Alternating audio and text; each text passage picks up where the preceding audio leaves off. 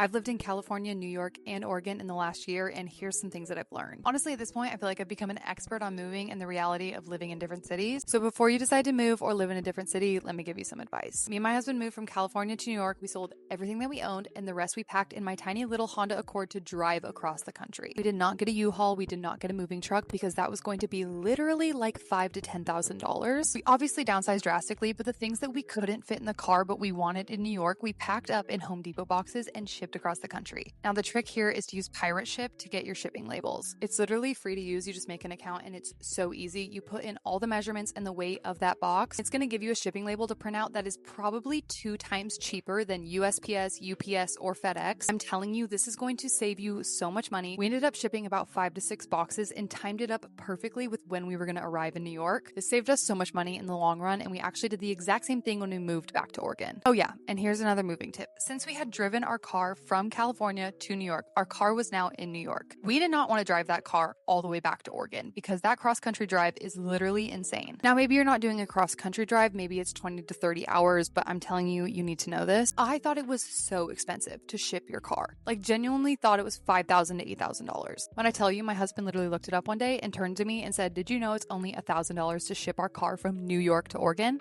I was like, "You're joking." Now, maybe this wasn't going to be saving us money, but we would have spent the same amount of money and way more time driving our car all the way back home because we would have had to stop for hotels, fill up for gas, get food. That all adds up very quickly. So to make your life 10 times easier, I would encourage you to look into shipping your car. There's so much more I want to share, so we are definitely going to have to do a part 2. That video will get into more of how to decide where to live and if that city is a good fit for you. So send me all the questions you have and let me know what are your biggest moving tips. We'll see you back here for part 2.